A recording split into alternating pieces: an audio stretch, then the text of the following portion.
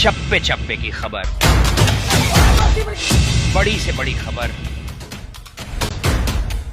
Crime से लेकर राजनीति तक किस नेता ने 5 साल में क्या काम कराया।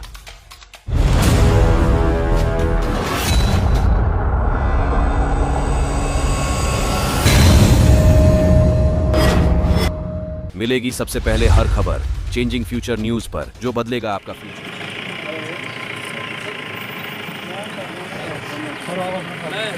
एक मिनट,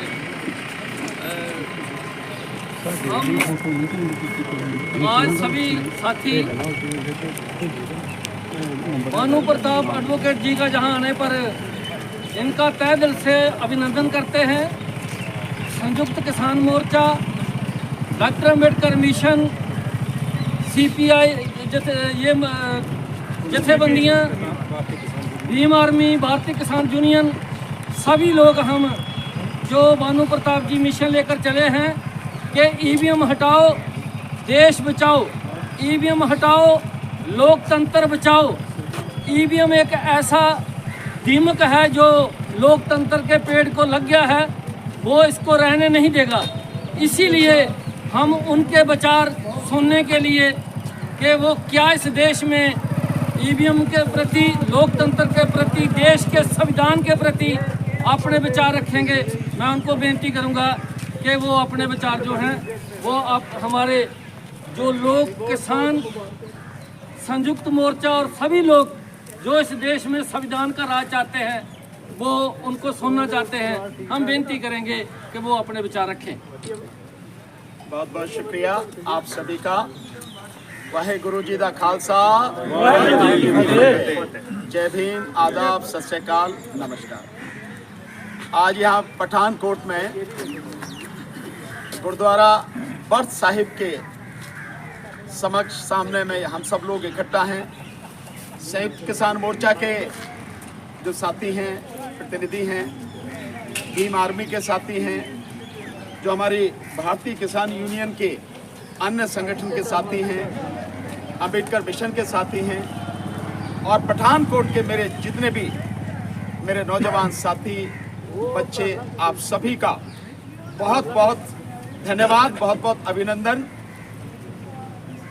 मेरे पास शब्द नहीं है कि दिल्ली से इतनी दूर आके और मैं जो जज्बा, जो जोश आपके बीच में देख रहा हूं, इस EVM को हटाने की लड़ाई के लिए मेरा सर वाकई आपके जज्बे के सामने झुकता है, आपको नमन करता है। साथी, EVM को हटाने की लड़ाई कोई साधारण लड़ाई नहीं है। ये किसी एक जाति या किसी एक धर्म की लड़ाई नहीं।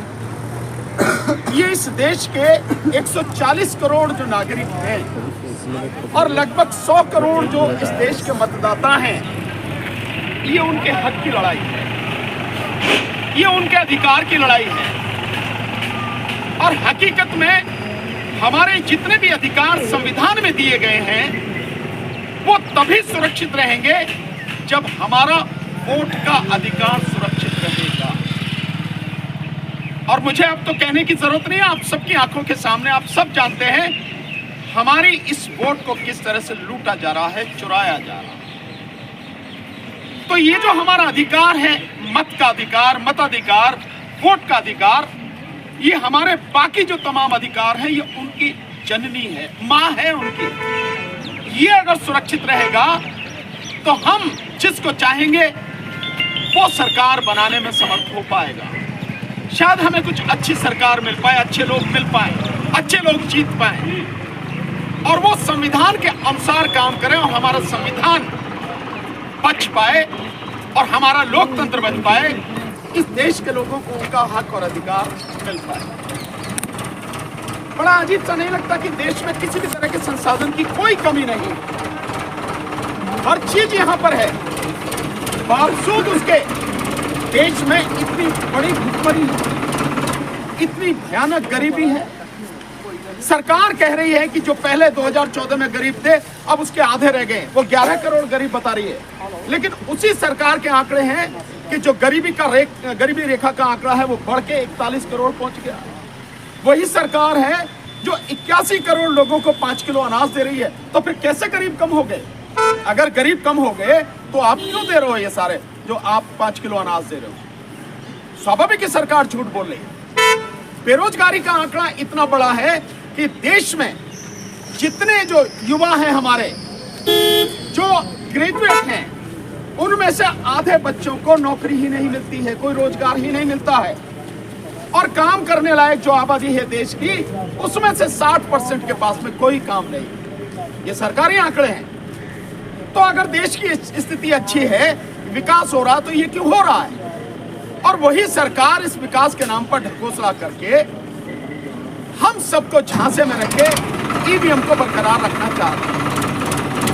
हम बार बार इस बात को कहते हैं कि ये सरकार वो सरकार है जिसने 2014 से पहले ईवीएम का सबसे ज्यादा विरोध किया। इस सरकार के जो सबसे बड़े नेता बीजेपी के लाल कृष्ण आडवाणी जी, उन्होंने इसका ईवीएम का विरोध किया। उनके एक नेता है जीवीएल नरसिम्हा, एमपी हैं, उन्होंने 246 पेज की एक किताब लिखी, डेमोक्रेसी एट रिस्क, यानी पूरी दुनिया भर के उदाहरण दिए कि ईवीएम जहां जहां थी उन्होंने हटा दी गई क्योंकि ईवीएम में गड़बड़ी होती है, तो इसलिए इधर से चुनाव हो। लेकिन वही सरकार आज ईवीएम को बरकरार रखना चाहती है। जब हम आंकड़े देखते हैं, सो मध्य प्रदेश की जब चुनाव के आंकड़े आते हैं अभी 2 महीने पहले, सो पोस्टल बैलेट में कांग्रेस पार्टी 230 में से 199 सीट पे आ गए, 3/4 से भी ज्यादा बहुमत। और जब ईवीएम के आंकड़े निकल के आते, रिजल्ट आता है, तो बिल्कुल उलट हो जाता है। बीजेपी 166 सीटें लेकर जीत जाती है, कांग्रेस 63 पे अटक जाती है। और ये यही नहीं हुआ, उत्तर प्रदेश में 2022 के जो चुनाव हुए विधानसभा के, 403 जो कुल विधानसभा सीटें थी, पोस्टल बैलेट के नतीजे जब आ रहे थे तो समाजवादी पार्टी 304 सीटों पर आ गई थी, 3/4 से ज्यादा। और जब ईवीएम के आंकड़े आए तो समाजवादी पार्टी 121 पर सिमट गई और बीजेपी 225 सीट लेके जो सरकार बना लेती। कैसे हो जाता है? जो कैंडिडेट, अभी 2 उदाहरण बड़े जबरदस्त आए इसी चुनाव में, जो 5 राज्यों के चुनाव है, एक राजस्थान में और एक मध्य प्रदेश में, जो 2 कैंडिडेट हैं, उन कैंडिडेटों के वोट अपने बूथ में 0 निकले। माना उसकी पत्नी नहीं देगी, उसका भाई नहीं देगा, पिता नहीं देगा, मान लेते एक पल को, पर जो आदमी खड़ा हुआ वो तो अपने लिए वोट देगा नहीं देगा, उसके अपने बूथ में अपनी वोट 0 है। कैसे हो रहा है ये सब कुछ? 2019 के जो चुनाव हुए, 373 लोकसभा सीटों पर, ये आंकड़े हैं बाकायदा, 373 लोकसभा सीटों पर 8,000 से लेके 18,000 वोटें कमी या ज्यादा थी। अगर ईवीएम सही है तो जितनी वोटें पड़ी उतनी दिखानी चाहिए थी ना, कमी या ज्यादा कैसे आ रही हैं? और द क्विंट ने जब ये सवाल पूछा एप्लीकेशन लगा के, 4 बार एप्लीकेशन दी, उसको जवाब देने की बजाय वेबसाइट से आंकड़े ही हटा दिए इलेक्शन कमीशन ने। क्यों कर रहा है इलेक्शन कमीशन? और हमने 6 जनवरी को जंतर मंतर पर बाकायदा प्रदर्शन करके दिखाया, डेमोन्स्ट्रेशन करके दिखाया कि किस तरह से ईवीएम में उसमें गड़बड़ी होती है। जानते हैं उसके बाद नतीजा क्या है? ईवीएम को लेकर इलेक्शन कमीशन जगह जगह अब प्रदर्शन कर रहा। ऐसे पहले हुआ था कभी? नहीं हुआ ना। 2 पुराने पहलवान अखाड़े में उतारे हैं ईवीएम को बचाने के लिए, जो मिस्टर कुरैशी हैं, जो पुराने चीफ इलेक्शन कमिश्नर रहे हैं, और एक मिस्टर रावत, इन दोनों को निकाला है कि नहीं ईवीएम में गड़बड़ी नहीं। क्यों हम आपकी बात पर विश्वास करें? हैं कौन आप? इलेक्शन कमीशन इस देश में जनता का नौकर है, is a public servant, nothing else. और उसको संविधान में इसलिए पावर इतनी ज्यादा दी गई है कि वो इंडिपेंडेंटली काम कर सके और लोगों को बता सके कि जो काम मैं कर रहा हूं, आपका चुनावी प्रक्रिया पूरी तरह से स्वतंत्र, निष्पक्ष और पारदर्शी होगी। वो पारदर्शिता की कोई बात नहीं करता, वो कहता है कि जो मैं कह रहा हूं बात कर लो। कौन है भाई तू? कोई संत महाराज हो तुम्हारी बात पर विश्वास कर ले? हमें क्यों जरूरत है आपकी बात पर विश्वास करने की? आप दिखाओ कि ये बड़ा सामने, सब देख लो अपनी आंखों से। अनपढ़ से अनपढ़, अशिक्षित से अशिक्षित व्यक्ति इस बात को सुनिश्चित कर सके आंखों से देख के, फिजिकली, कि जो प्रक्रिया है पूरी तरह से साफ सुथरी है, इसमें कहीं कोई दिक्कत नहीं।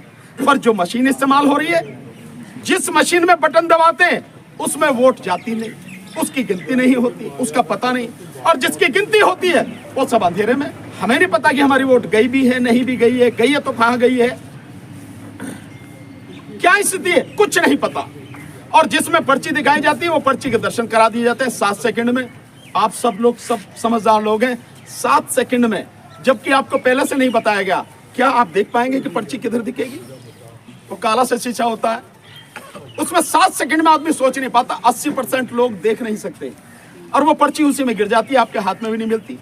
क्या आपने देख ली तो भैया हाथ में लेके देख लें, हाँ बिल्कुल सही है, और फिर डिब्बे में ये भी कोई व्यवस्था नहीं। सब कुछ अंधेरे में है। अब ये अंधेरे में चलने नहीं देंगे। इस देश में सुप्रीम कोर्ट के जजेस, हाई कोर्ट के जजेस, नीचे डिस्ट्रिक्ट कोर्ट के जजेस, IAS ऑफिसर, IPS ऑफिसर, पढ़े लिखे सारे doctors, engineers, except software engineer, सारे प्रोफेसर, सारे डिग्री वाले लोग, PhD किए हुए लोग, कोई नहीं जानता। जब ये पढ़े लिखे नहीं जानते तो अनपढ़ क्या जानेगा? जो अशिक्षित है वो क्या जानेगा कि ये सब तमाशा क्या है? और हम यही बात करें, मुझे आज तक किसी सुप्रीम कोर्ट के जज ने, हाई कोर्ट के जज ने, किसी IAS IPS ऑफिसर ने नहीं ये कहा कि मैं जानता हूं कि EVM मशीन की तकनीक क्या और कैसे काम करती है। ओपन सवाल पूछ रहा हूं सबसे। तो 99% से ज्यादा वोटर नहीं जानता कि जिस प्रक्रिया से चुनाव कराया जा रहा है वो कैसे काम करती है।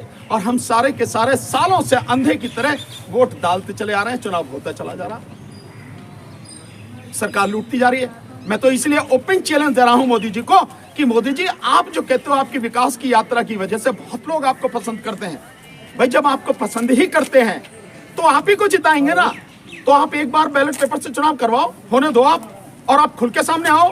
दूध का दूध पानी का पानी हो जाएगा। अगर लोग चाहते तो आप ही को जिताएंगे। और मैं कहता हूं आप सबसे बढ़िया सीट चुनो जिसपे आपको लगता हो कि यहाँ कोई नहीं हरा सकता आपको। मैं आपके विरुद्ध चुनाव लड़ूंगा, उसमें लड़ो ना आप चुनाव, बैलेट पेपर से चुनाव कराओ, फिर बताओ आप जीत गए। लेकिन उन्हें मालूम है कि वो बेईमानी से जीत रहे हैं, इसलिए इस चुनाव के लिए विरोध कर रहे हैं लगातार। इलेक्शन कमीशन को उतार दिया है, दो पुराने इलेक्शन कमिश्नर को उतार दिया है मैदान में। लेकिन मैं आपको विश्वास दिलाता हूं कि जो आज आपने यहाँ ये सारा जो नजारा मैं देख रहा हूं, जो अभी हमारी ट्रैक्टर रैली होने वाली है आज, संयुक्त किसान मोर्चा और सारे हमारे किसान संगठनों की, जिसमें मुझे आज आपने बुलाया है, और यहां मैं देख रहा हूं कि आप खुल के EVM का विरोध कर रहे हैं, इतने सारे संगठन साथी। मैं पक्के विश्वास के साथ कहता हूं इस बार 2024 का जो चुनाव है वो EVM से नहीं होगा। इलेक्शन कमीशन कुछ भी कर रहे, गांव में विरोध होगा। कोई भी EVM गांव में घुस नहीं पाएगी, बूथ तक पहुंच नहीं पाएगी। इस बार का चुनाव केवल और केवल बैलेट पेपर से होगा, इसके अलावा नहीं होगा। बोले सो निहाल। बंद करो, बंद करो, बंद करो, EVM मशीन बंद करो, बंद करो, बंद करो। EVM हटाओ, देश बचाओ। EVM हटाओ, देश बचाओ। EVM हटाओ, लोकतंत्र बचाओ। EVM हटाओ, लोकतंत्र बचाओ। बैलेट पेपर EVM हटाओ, बैलेट पेपर लाओ। EVM हटाओ, बैलेट पेपर लाओ। EVM हटाओ, बैलेट पेपर लाओ। EVM हटाओ, बैलेट पेपर लाओ। साथियों, बस एक बात कह के मैं अपनी बात खत्म करूंगा। कल जो हमारा दिन था, क्योंकि कल 25 जनवरी मतदान दिवस था, मतदाता दिवस, तो हमने ये कहा था कि पूरे देश में जहां भी अलग अलग जिलों में जिला कलेक्टर के माध्यम से राष्ट्रपति को ज्ञापन दे। बहुत जगह पर ज्ञापन दिया गया है, और आपको जानकर खुशी होगी कि उस ज्ञापन देने में बहुत बड़ी संख्या में जिले की अदालतों में काम करने वाले जो एडवोकेट हैं वो शामिल रहे। और कल जब मैं आया हूं तो पटियाला में एक बहुत बड़ी मीटिंग हुई। रविंद्र सिंह पटियाला साहब, जो कीर्ति किसान यूनियन के हैं और संयुक्त किसान मोर्चा में, वो भी उसमें शामिल थे। और आदरणीय बूटा सिंह सादीपुर साहब, जिनकी अपनी भारतीय किसान यूनियन सादीपुर है, वो उसमें शामिल थे मीटिंग में, और कई किसान आगू उसमें शामिल थे। बहुत बढ़िया मीटिंग हुई, वकील और किसान पूरे मिलके साथ में। और उसके बाद में शाम को 6:30 बजे मैं जालंधर पहुंचा, वहाँ बहुत ज़बरदस्त मीटिंग हुई है। उसमें कई संगठनों के लोग थे और बहुत बड़ी संख्या में एडवोकेट थे, और सबने बहुत अच्छी तरह से इस आंदोलन में पूरी तरह से साथ देने का वादा किया। मैं आपसे सिर्फ एक ही बात कहने आया हूँ। मैंने उनसे कहा है कि हमारा प्रस्ताव संयुक्त किसान मोर्चा के सामने रखें और इसमें हमारा साथ दें, क्योंकि ये सबकी लड़ाई है, किसी एक की लड़ाई नहीं।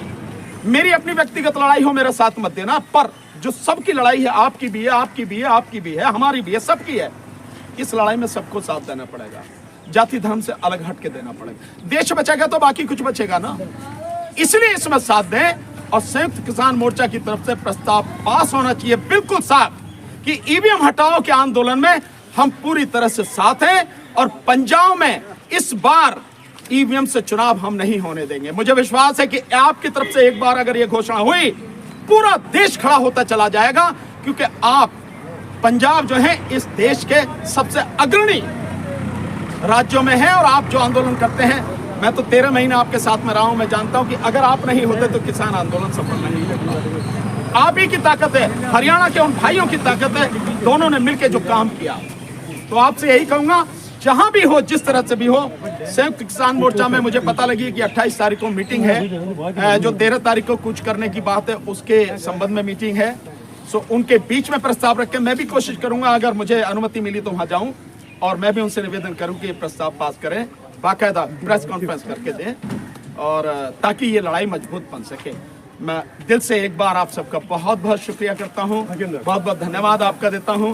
आपने समय दिया, सम्मान दिया, और हमारी बात के साथ में आप खड़े हैं, देश के साथ में हकीकत में आप लोग खड़े हैं। वाहेगुरु जी दा खालसा, वाहेगुरु जी दा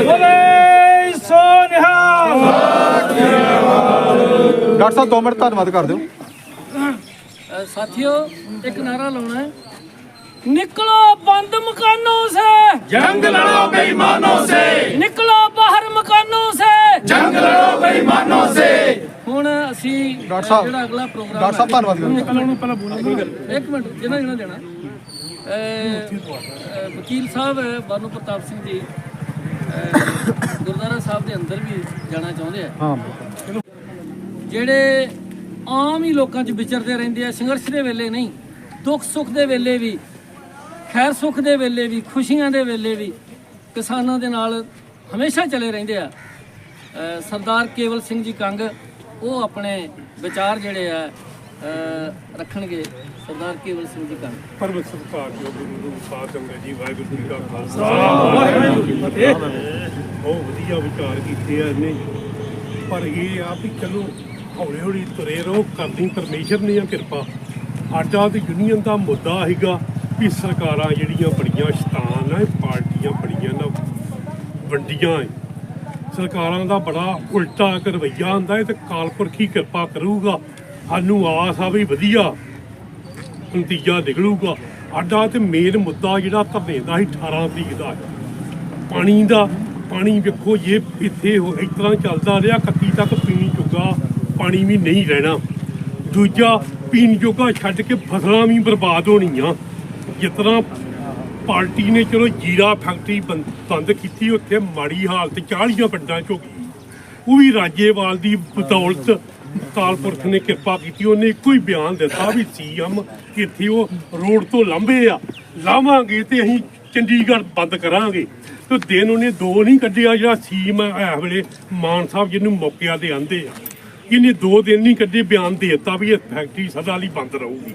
ਉਹਦੇ ਕਰਕੇ ਹੁਣ ਵੇਖ ਲਓ ਤੁਸੀਂ ਵੀ ਜਿਹੜਾ ਪਾਣੀ ਜੇ ਸਾਡੀ ਮਾਲ ਇਸ ਤਰ੍ਹਾਂ ਸਾਨੂੰ ਕੱਢਣ ਦੀ ਇੰਨੀ ਲੋੜ ਨਹੀਂ। ਵੀ ਕਿੱਥੇ ਕਾਲਪੁਰਖ ਨੇ ਵੇਖੋ ਲੀਲਾ ਰਚਾਈ ਆ, ਕਿੱਥੇ ਬਰਫ਼ ਪੈਣ ਰਹੀ ਆ, ਕਿਸ ਤਰ੍ਹਾਂ ਨਾਲੇ ਨਦੀਆਂ ਬਣੇ, ਸੂਏ ਖਾਲ ਬਣੇ ਆ। ਉਹਦਾ ਪਾਣੀ ਅਸੀਂ ਵਰਤ ਸਕਦੇ ਆ ਜੇ ਸਾਡੀ ਸੋਚ ਚੰਗੀ ਹੋਏ। ਤੇ ਉਹਦੇ 'ਚ ਵੀ ਕੁਝ ਕਨੈਕਸ਼ਨ BJP ਪਾਰਟੀ ਨੇ ਨਜਾਇਜ਼ ਦਿੱਤੇ। ਉੱਥੇ ਲੋੜ ਹੈ ਨਹੀਂ ਕਨੈਕਸ਼ਨਾਂ ਦੀ, ਉੱਥੇ ਨਹਿਰ ਦਾ ਪਾਣੀ ਬੰਦ ਕਰਕੇ ਥੱਲਿਓਂ ਪਾਣੀ ਕੱਢਣ ਲਾਤੇ। ਕੋਈ ਏਡੀ ਸੋਚ ਵਧੀਆ BJP ਦੀ ਨਹੀਂ ਜਿੰਨਾ ਚਿਰ ਰਹੀ। ਹੁਣ ਵੇਖੋ ਵੀ ਜੇ ਇੰਨਾ ਕਿ ਅਸੀਂ ਜਾਗਦੇ ਰਹੇ ਤੇ ਕਿਰਪਾ ਪਰਮੇਸ਼ਰ ਕਰੂਗਾ। ਕੋਈ ਏਡੀ ਗੱਲ ਵਕੀਲ ਸਾਹਿਬ ਦੀ ਵਧੀਆ, ਜੇ ਕਿਤੇ ਜਾਗਦੇ ਰਹੇ ਅਸੀਂ ਇਸ ਤਰ੍ਹਾਂ ਤੇ ਪਰਮੇਸ਼ਰ ਅੱਗੇ ਹਰ ਬੰਦੇ ਦਾ ਫਰਜ਼ ਬਣਦਾ 2 ਟਾਈਮ ਬੇਨਤੀ ਕਰਨੀ। ਤੇ ਜੇ ਮਨ ਬਣਾ ਕੇ ਤੁਰੇ ਰਵਾਂਗੇ ਨਾ, ਤੇ ਜਿਹੜਾ ਇਹ ਝੂਠ ਆ ਜਿਹੜਾ ਥੋੜਾ ਚਿਰ ਹੀ ਚੱਲਦਾ ਹੁੰਦਾ, ਜ਼ਿਆਦਾ ਚਿਰ ਨਹੀਂ ਚੱਲਦਾ ਹੁੰਦਾ। ਜੇ ਤੁਸੀਂ ਮਨ ਬਣਾ ਕੇ ਚੱਲੋਗੇ ਨਾ ਤੇ ਪਰਮੇਸ਼ਰ ਵੀ ਸਾਥ ਦਿੰਦਾ।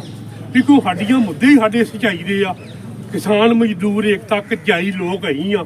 ਜਿੱਦਾਂ ਹੁਣ ਇਲੈਕਸ਼ਨ ਆਈ ਹੈ, ਇੱਥੇ ਵੀ ਲਕੀਰ ਫੜਾਵਾਂਗੇ। ਹੁਣ 28 ਤਰੀਕ ਨੂੰ ਪਤਾ ਲੱਗਣਾ ਵੀ ਕਦੋਂ ਧਰਨਾ ਵੱਜਦਾ। ਧਰਨਾ ਬਿਲਕੁਲ ਜਾਇਜ਼ ਮੰਗਾਂ ਦੇ ਆ, ਲੋਕਾਂ ਸਾਥ ਮਈਆਂ ਬੀਬੀਆਂ ਵੀ ਦੇਣਾ। ਕਿਰਪਾ ਪਰਮੇਸ਼ਰ ਨੇ ਕਰਦੀਆਂ, ਮਨੋਂ ਤਨੋਂ ਤੁਰਾਂਗੇ ਤੇ ਪਰਮੇਸ਼ਰ ਵੀ ਸਾਥ ਦਊਗਾ ਸਾਡਾ। ਕੋਈ ਘਬਰਾਉਣ ਦੀ ਲੋੜ ਨਹੀਂ। ਵਾਹਿਗੁਰੂ ਜੀ ਕਾ ਖਾਲਸਾ, ਵਾਹਿਗੁਰੂ ਜੀ ਕੀ ਫਤਿਹ। ਹਾਂ ਡਾਕਟਰ ਸਾਹਿਬ, ਚਲੋ ਬਹੁਤ ਬਹੁਤ ਧੰਨਵਾਦ ਇਹਨਾਂ ਦਾ ਜਿਹੜੇ ਬੰਦੇ ਆਏ। ਹੁਣ ਅਸੀਂ ਬੇਨਤੀ ਕਰਾਂਗੇ 1 ਮਿੰਟ ਲਈ ਡਾਕਟਰ KJ ਸਾਹਿਬ ਨੂੰ, ਜਿਹੜੇ ਧਾਰੀਵਾਲ ਤੋਂ ਆਏ ਨੇ, ਉਹ 1 ਮਿੰਟ ਲਈ ਆਪਣੀ ਗੱਲ ਕਰੋ। ਸਾਥੀਓ, ਸਾਰਿਆਂ ਨੂੰ ਸਤਿ ਸ਼੍ਰੀ ਅਕਾਲ। ਅੱਜ ਬਹੁਤ ਹੀ ਖੁਸ਼ੀ ਦਾ ਦਿਨ ਹੈ ਕਿ ਅੱਜ ਅਸੀਂ ਜਿਹੜਾ ਸਾਡਾ ਗਣਤੰਤਰ ਦਿਵਸ ਮਨਾ ਰਹੇ ਹਾਂ। ਔਰ ਗਣਤੰਤਰ ਦਿਵਸ ਤੇ ਕਿਸਾਨ ਜਿਹੜੀ ਕਿ ਭਾਰਤ ਦੀ ਸਭ ਤੋਂ ਸਮਰੱਥ ਕਮਿਊਨਿਟੀ ਹੈ ਔਰ ਸਭ ਤੋਂ ਵੱਡੀ ਕਮਿਊਨਿਟੀ ਹੈ, ਉਹਨਾਂ ਨੇ ਅੱਜ ਆਪਣਾ ਜਿਹੜਾ ਪ੍ਰਦਰਸ਼ਨ ਕਰਨ ਲਈ ਜਿਹੜਾ ਹੈਗਾ ਉਹ ਟਰੈਕਟਰ ਮਾਰਚ ਕੱਢਿਆ ਔਰ ਉਸ ਟਰੈਕਟਰ ਮਾਰਚ ਨੂੰ ਝੰਡੀ ਦਿਖਾਉਣ ਵਾਸਤੇ ਸਾਡੇ ਬਹੁਤ ਹੀ ਸਤਿਕਾਰਯੋਗ ਵਕੀਲ ਸਾਹਿਬ ਭਾਨੂ ਪ੍ਰਤਾਪ ਸਿੰਘ ਜੀ, ਜਿਹੜੇ ਕਿ ਇਸ ਸਮੇਂ ਭਾਰਤ ਦੇ ਲੋਕਤੰਤਰ ਨੂੰ ਬਚਾਉਣ ਲਈ ਬਹੁਤ ਵੱਡਾ ਕੰਮ ਉਹਨਾਂ ਨੇ ਆਰੰਭਿਆ ਹੈਗਾ। ਤੁਸੀਂ ਸਾਰੇ ਜਾਣਦੇ ਹੋ ਕਿ ਇਹ ਜਿਹੜੀ EVM ਮਸ਼ੀਨ ਜਿਹੜੀ ਹੈਗੀ ਇਹ ਬਿਲਕੁਲ ਇੱਕ ਧੋਖਾ ਹੈਗਾ। EVM ਮਸ਼ੀਨ ਜਿਨ੍ਹਾਂ ਦੇਸ਼ਾਂ ਦੇ ਵਿੱਚ ਬਣੀ ਹੈ, ਜਾਪਾਨ, ਅਮਰੀਕਾ, ਫਰਾਂਸ, ਉਹਨਾਂ ਨੇ ਦੇਖਿਆ ਵੀ ਇਹ ਗੜਬੜ ਕਰ ਸਕਦੀ ਹੈ, ਇਲੈਕਟ੍ਰੋਨਿਕ ਚੀਜ਼ ਹੈ, ਗੜਬੜ ਹੋ ਸਕਦੀ ਹੈ, ਸਭ ਕੁਝ ਹੋ ਸਕਦਾ, ਉਹਨਾਂ ਨੇ ਬੰਦ ਕਰਤੀ ਹੈ। ਪਰ ਸਾਡੀ ਭਾਰਤ ਸਰਕਾਰ ਜਿਹੜਾ ਸਾਡਾ ਇਲੈਕਸ਼ਨ ਕਮਿਸ਼ਨ ਹੈ, ਇੰਨੇ ਵਿਰੋਧ ਦੇ ਬਾਵਜੂਦ ਉਹਨੂੰ ਖਤਮ ਨਹੀਂ ਕਰ ਰਿਹਾ। ਸੋ ਜੇ ਤੁਸੀਂ ਚੰਗੀ ਸਰਕਾਰ ਲੈ ਕੇ ਆਉਣੀ ਹੈ, ਜੇ ਆਪਣੇ ਵੋਟ ਦੇ ਨਾਲ ਸਰਕਾਰ ਲੈ ਕੇ ਆਉਣੀ ਹੈ ਤੇ ਫਿਰ ਸਾਨੂੰ ਬੈਲਟ ਪੇਪਰ ਤੇ ਆਉਣਾ ਪਏਗਾ, ਫਿਰ EVM ਮਸ਼ੀਨਾਂ ਜਿਹੜੀਆਂ ਨੇ ਉਹਨਾਂ ਨੂੰ ਬੰਦ ਕਰਾਉਣਾ ਪਏਗਾ। ਸੋ ਅਸੀਂ ਭਾਨੂ ਪ੍ਰਤਾਪ ਸਿੰਘ ਜੀ ਦਾ, ਵਕੀਲ ਸਾਹਿਬ ਦਾ ਇੱਥੇ ਪਹੁੰਚਣ ਤੇ ਬਹੁਤ ਬਹੁਤ ਧੰਨਵਾਦ ਕਰਦੇ ਹਾਂ ਔਰ ਇਹਨਾਂ ਨੂੰ ਆਸ਼ਵਾਸਨ ਦਿੰਦੇ ਹਾਂ ਕਿ ਡਿਸਟ੍ਰਿਕਟ ਗੁਰਦਾਸਪੁਰ ਔਰ ਪਠਾਨਕੋਟ ਦੇ ਵਿੱਚ ਇਹਨਾਂ ਦੀ ਕਾਲ ਤੇ ਆਲਰੇਡੀ EVM ਦੇ ਵਿਰੋਧ ਦੇ ਵਿੱਚ ਜਿਹੜੀ ਹੈਗੀਆਂ ਉਹ ਰੈਲੀਆਂ ਕੱਢਣੀਆਂ ਸ਼ੁਰੂ ਹੋ ਚੁੱਕੀਆਂ ਨੇ। ਅਸੀਂ ਇਹਨਾਂ ਦੇ ਨਾਲ ਬਿਲਕੁਲ ਸਾਥ ਦੇਵਾਂਗੇ।